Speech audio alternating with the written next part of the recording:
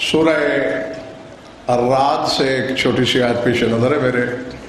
ذات واجب نے، خدائے مطلق نے، معبود لم یزل نے اپنی کمال فن پر ناز کرتے ہوئے ارشاد فرمایا کہ اللہ الذی رفع السماوات بغیر عمد ترونہا.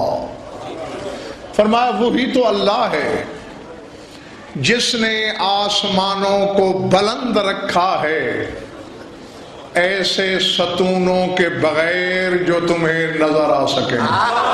بغیر ستونوں کے آسمان بلند ہیں، تو پھر پالنے والے کھڑے کیسے ہیں؟ ستون تو ہے نہیں، ٹیک ہے نہیں، گرتے کیوں نہیں؟ یہ بھی قرآن سے پوچھتے ہیں. سورہ حج میں ارشاد فرمایا الم ترى ان اللہ سخر لكم ما في الارض والفلك تجري في البحر بأمره ويمسك السماء ان تقع على الارض الا باذنه.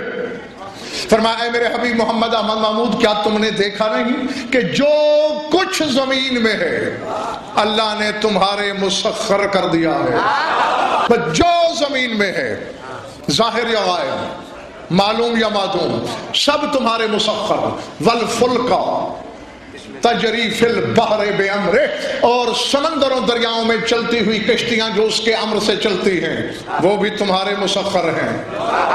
طبیعت میں اجلت ہے تو قرآن منبر پہ لا سکتے ہو. فرما رہا ہے یمسک السماء ان تقع علی الارض الا باذنہ. اللہ نے آسمان کو پکڑا ہوا ہے، گرنے نہیں دے رہا. اللہ نے پکڑا ہوا ہے. ان تقع علی الارض الا باذنہ، نہیں گر سکتا زمین پر. ہاں اگر اللہ کا اذن ہو پھر گر جائے گا. سورہ روم، کون سا سورہ؟ وَمِنْ آیَاتِهِ، اللہ فرماتے ہیں میری نشانیوں میں سے ہے، میری آیات میں سے ہے ان تقوم السماء والارض بامرہ ثم اذا دعاکم دعوۃ من الارض اذا انتم تخرجون. فرمایا یہ میری نشانیوں میں سے ہے کہ آسمان بھی قائم ہے، زمین بھی قائم ہے. نہ زمین پھٹ کے فنا ہو رہی ہے، نہ آسمان گر کے فنا ہو رہے ہیں.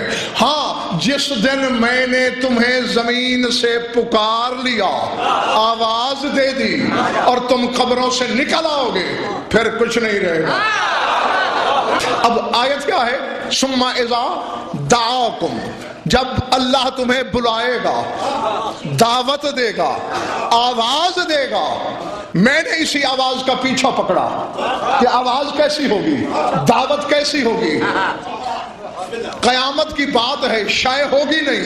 اللہ کلام کس میں خلق کرے گا، آواز کس طرح سے آئے گی. باہر والو، حلالی و موالی، تم بھی میرے ساتھ رہنا.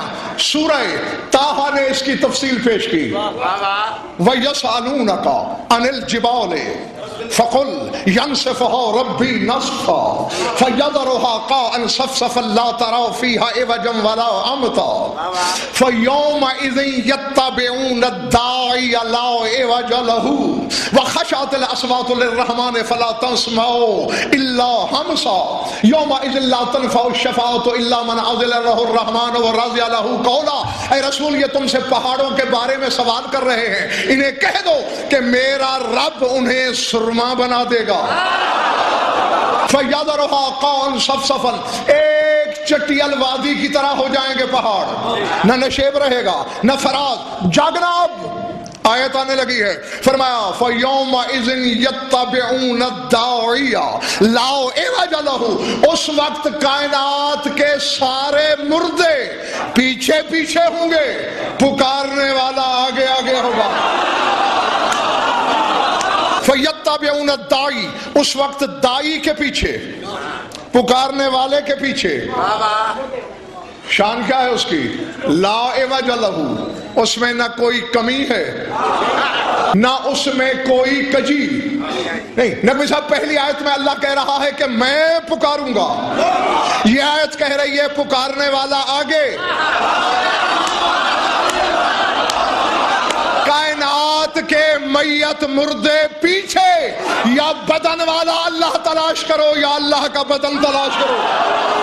ایسے پکارنے والے کے شیراز صاحب پیچھے کہ جس میں کوئی کمی نہیں، جس میں کجی نہیں۔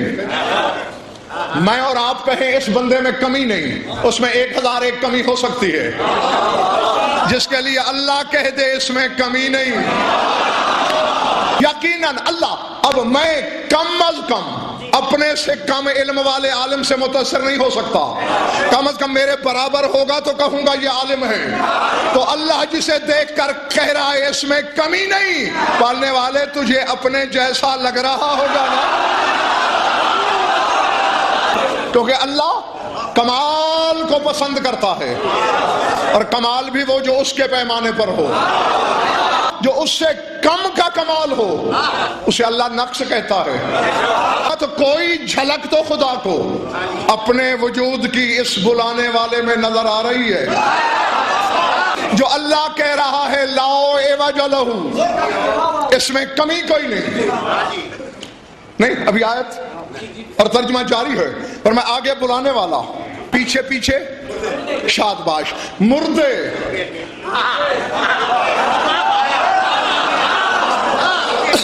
ایک آواز دے گا دینے والا۔ آدم سے لے کر شب محشر تک کی خدائی جو قبروں میں ہے وہ لبیک کہیں گے، جنہیں شیر کھا گیا وہ آ جائیں گے، جو ڈوب مرے وہ سر اٹھائیں گے، جو آگ میں جل گئے۔ کمال دیکھو، اللہ جانے کسی کو 10,000 سال پہلے شیر نے پھاڑا،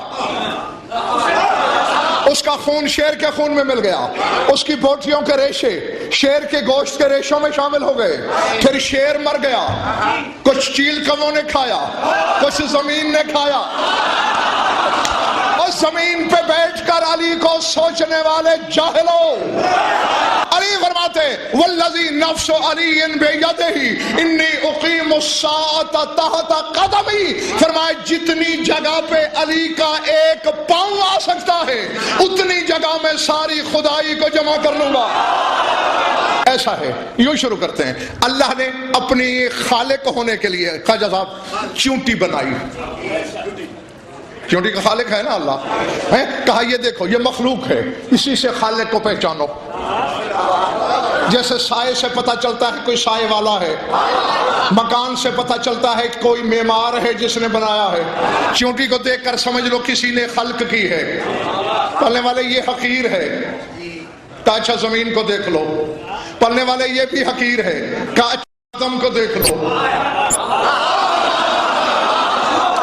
پلنے والے ہم تو یہ دیکھنا چاہتے ہیں کہ تو کیا ہے، تو کیسا ہے، اگر تو بدن لے کے دنیا میں آتا تو کیسا ہوتا؟ علی سے کہا جا کے ان کو بتا کہ ایسا ہوتا۔ دیکھیں جہاں اللہ کی قدرت نہ کہہ دے وہاں وہ عاجز ہوگا۔ جی یعنی اللہ سے یہ سوال ہو سکتا تھا نا، تو کوئی اپنے جیسا بنا سکتا ہے؟ تو اس نے کہا میں نے تیرے کہے بغیر بنا دیا، بس فرق یہ ہے میں بنانے والا ہوں، یہ بننے والا ہے۔ یمسک السماء، دو چیزیں آئیں، ایک اللہ نے کہا تھا یمسک السماء ان تقع علی الارض الا باذنہ، میں نے آسمان کو پکڑا ہوا ہے، گرنے نہیں دیتا، ہاں اگر میرا اذن ہو پھر گر پڑے گا۔ یعنی یہ آیت بتاتی ہے کہ اذن الہی نے روکا ہے اور اذن الہی گرا سکتا ہے۔ اور سورہ روم کی آیت کہہ رہی ہے وَمِنْ آیَاتِهِ أَن تَقُومَ السَّمَاءُ وَالْأَرْضُ بِأَمْرِهِ، اللہ کہتے ہیں زمین اور آسمان دونوں کو میرے امر نے قائم رکھا ہوا ہے۔ اور آج منڈی بہاؤدین کے منبر پر میں نقوی صاحب دونوں چیزیں بتانا چاہتا ہوں کہ اذن اللہ کیا ہے، امر اللہ کیا ہے۔ جو مولوی نے سمجھا ہے وہ نہیں حقیقت اذن اللہ کی۔ زیارت جامعہ کا ایک جملہ، زیارت لا تعداد ہے، کچھ زیارت مطلقہ کے نام سے ہے، کوئی زیارت غدیر کے نام سے ہے، کوئی زیارت عاشور کے نام سے ہے، زیارت امین اللہ کے نام سے ہے۔ یہ جو زیارت جامعہ ہے، دنیا کا کوئی شیعہ کہلانے والا عالم اس کی صداقت پہ انگلی نہیں اٹھا سکا۔ کیوں کہ یہ زیارت مشائخ ثلاثہ نے لکھی، 3 عالم ہیں تیرے مذہب میں جن کی 4 کتابیں ہیں جس پر تیرے مذہب کی چھت کھڑی ہے. اصول کافی ملا یازر الفقی تحجل والاحکام اور الاستبصار. کافی کلینی کی ہے, ملا یازر شیخ صدوق کی ہے. تہذیب اور استبصار دونوں شیخ الطائفہ ابو جعفر طوسی کی ہے. اور یہ زیارت تینوں نے لکھی, اور زیارت کسی عالم نے نہیں بنائی, تیرے 10ویں امام نے بنائی. زیارت اتنی لمبی ہے کہ 20 اشرے میں پڑھوں اس زیارت پر ختم نہیں ہوگی. اس میں سے ایک جملہ پڑھنے لگا ہوں. مولا حکم دے رہے ہیں کہ جب ہم 12 کے 12 اماموں کی اکٹھی زیارت پڑھنی ہو تو پھر اس طرح پڑھا کرو. اس میں جملہ کہا کہ اعتراف کیا کرو, من اراد اللہ بدأ بکم ومن وحدہ قبل عنکم ومن قصدہ توجہ بکم موالی لا احصی ثناءکم ولا ابلغ من المدح کنہکم ولا من الوصف قدرکم انتم نور الاخیار وہدات الابرار وحجج الجبار بکم ینزل الغیث وبکم یمسک السماء ان تقع علی الارض. کیا کہہ رہا ہے میرا مولا؟ من اراد اللہ, کہنے والا عالم نہیں, مسجود علم ہے. اور شیعوں سے کہہ رہا ہے کہ ہمیں خطاب کر کے کہو من اراد اللہ بدأ بکم. اے مولا میں گواہی دیتا ہوں کہ جو اللہ کی طرف جانے کا ارادہ کرتا ہے ابتدا آپ سے کرتا ہے. من وحدہ قبل عنکم, جو اللہ کو واحد مانتا ہے وہ لیتا آپ سے. نہ اب ایسے نہیں. کبھی اس خاندان کے بارے میں غضنفر نے نہ گھونگھٹ میں آٹا پھانکا ہے نہ پھانکنے دیا ہے. فقط لیتا نہیں, قابل عنکم, وہ قبول بھی کرتا ہے جو آپ سے عطا ہو جائے. اب جو ان سے لیتا نہیں, جو ان کا دیا قبول نہیں کرتا, تیرا امام کہہ رہا ہے وہ لاکھ کلمہ پڑھے وہ مسلمان نہیں ہو سکتا. من وحدہ قبل عنکم, وہی موحد ہے جس نے اس کی توحید کا اقرار کیا جو آپ سے قبول کرے. اور اب سر اٹھانا نہیں, ایمان سے کہو اللہ تم نے خود ڈھونڈا. بولو, باہر والوں تم نے ڈھونڈا, ادھر والوں تم نے تلاش کیا. کائنات میں صرف ایک ہے, کائنات میں صرف ایک ہے. میں پھر کہہ رہا ہوں, کائنات میں صرف ایک ہے جس نے اللہ تلاش کیا, اپنی کوشش سے کیا. وہ شوہر بطول ہے جو تلاشنے کے بعد اس کی مشیت کی آنکھوں میں آنکھیں ڈال کے کہہ رہا ہے الہی وجدتک کما احب, پروردگارا میں نے تمہیں ویسا ہی پایا جیسا میں چاہتا تھا. فَاجْعَلْنِي كَمَا تُحِبُّ, مجھے بھی ویسا کر دے جیسا تجھے محبوب ہو. اب اللہ کمال کو محبوب رکھے گا یا نقص کو؟ جب علی نے کہا جو تجھے محبوب ہو مجھے ویسا کر دے, اللہ نے کہا مجھے اپنے سے محبت ہے, میرے جیسا ہو جا. تو جب اللہ انہوں نے ڈھونڈ کے دیا, ہم کوئی اتنے 30 مار خاں نہیں تھے, ہم تو علی کو اللہ ماننے پہ تیار تھے. وہ تو علی نے کسی اور کا دروازہ دکھایا کہ میں اللہ نہیں ہوں.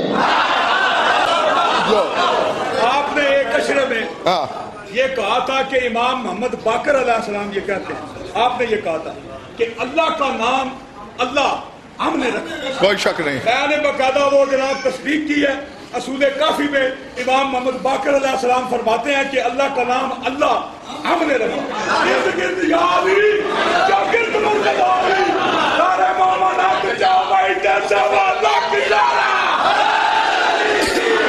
نہیں, اب دیکھ لو, اصول کافی سے بڑی کتاب تیرے مذہب میں کوئی نہیں. خواجہ کوثر نے گواہی دے دی کہ انہوں نے اسے نام دیا, تو پھر اب ایسے تو میں نہیں جانے دوں گا تمہیں.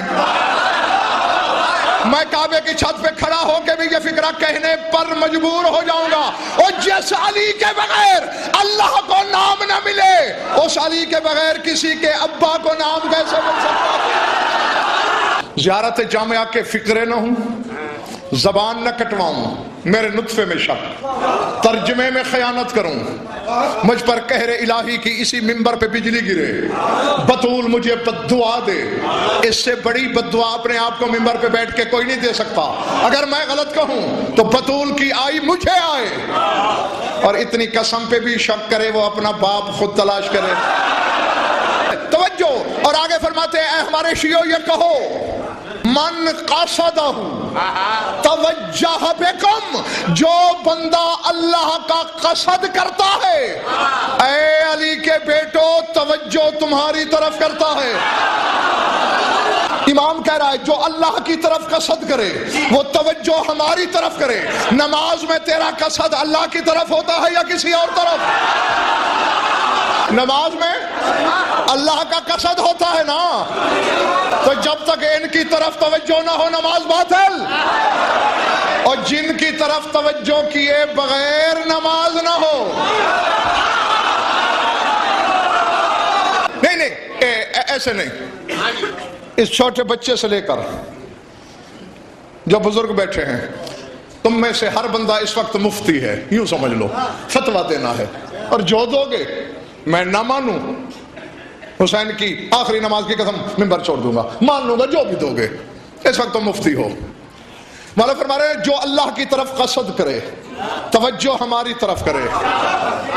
کعبے کی طرف خواجہ کوثر توجہ مولوی مان لیتا ہے، جو مکان ہے مکین کی طرف توجہ نہیں مانتا.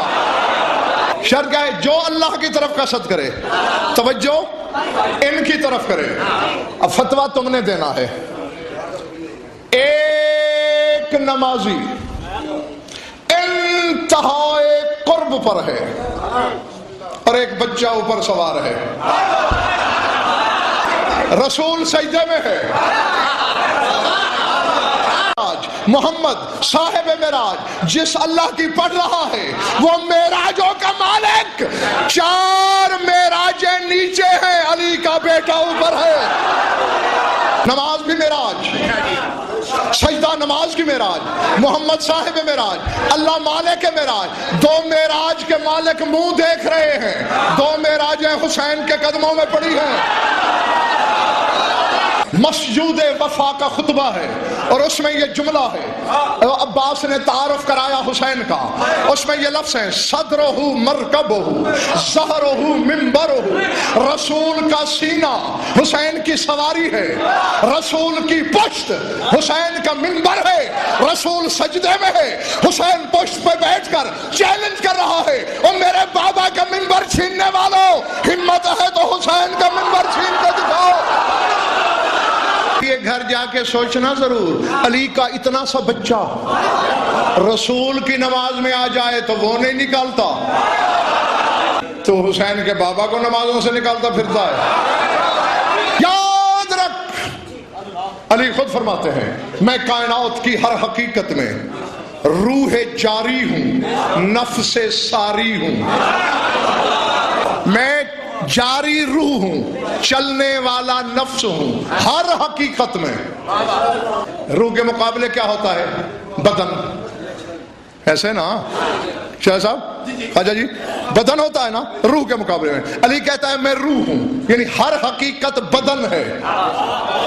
دیکھ لو کعبہ بدن ہے، جب تک علی روح بن کے نہیں اترا کعبہ قبلہ نہیں بن سکا.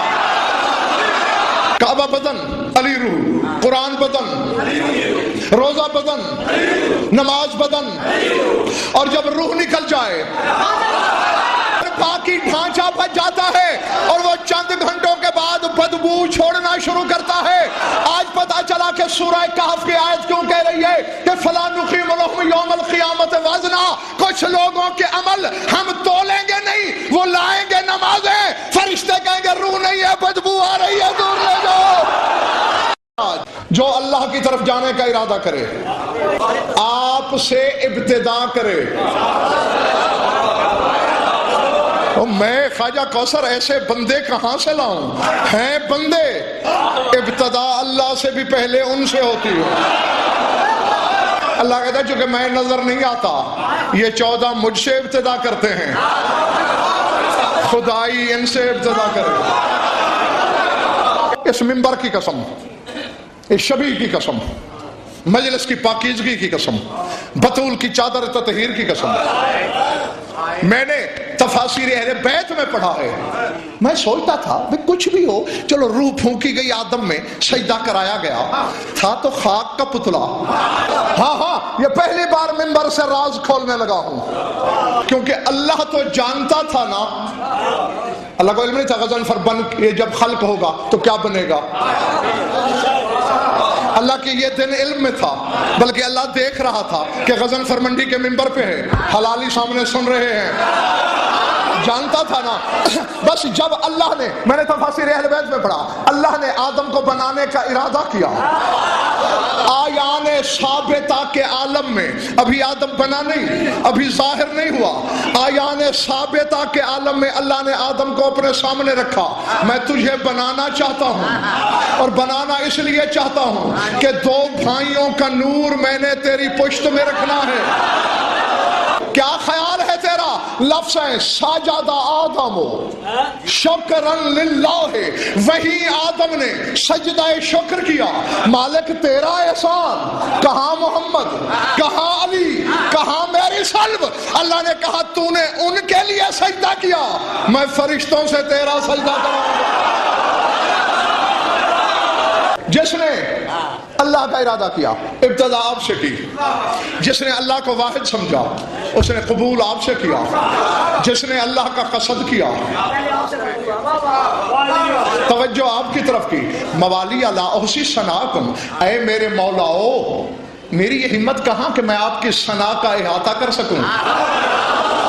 میں نہیں کر سکتا، بس میں اعتراف کر رہا ہوں. بکم فتح اللہ، اللہ نے ابتدا بھی آپ کے ذریعے کی، وبکم یختم، خاتمہ بھی آپ کے خاندان کے ذریعے کرے گا.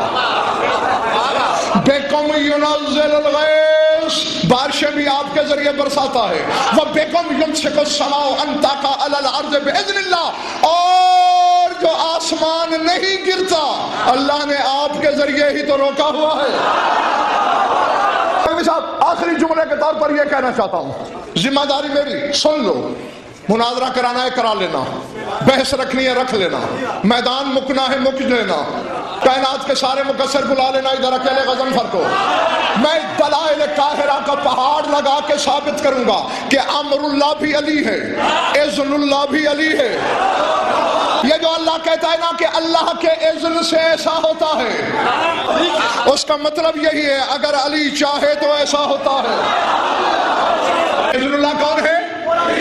پچھلے والوں بولو، علی کا نام لیتے شرما رہے ہو. کون ہے اذن اللہ؟ کون ہے اذن اللہ؟ کون ہے اذن اللہ؟ کون ہے اذن اللہ؟ اب میں آیت یاد دلاؤں، میں آیت یاد دلاؤں. عیسیٰ کہہ رہا ہے انی اخلق لکم من الطین کہیئۃ الطیر فانفخ فیہ فیکون طیرا باذن اللہ. عیسیٰ کہہ رہا ہے میں پرندے کی شکل بناؤں گا، اللہ کے اذن سے اڑ جائے گا. علی نے چاہا تو اڑ جائے گا. بس سورہ مومن کی ایک آیت میرے سامنے درجنوں ہیں. سورہ مومن میں اللہ کہہ رہا ہے ما کان لرسول ان یاتی بآیۃ الا باذن اللہ. اللہ کہتا ہے کوئی رسول معجزہ دکھا نہیں سکتا اذن اللہ کے بغیر. کے پاپوش علی چاٹ غضنفر ہو جائے، ورنہ رہ جائے گی بس مجمع پرانی میرے.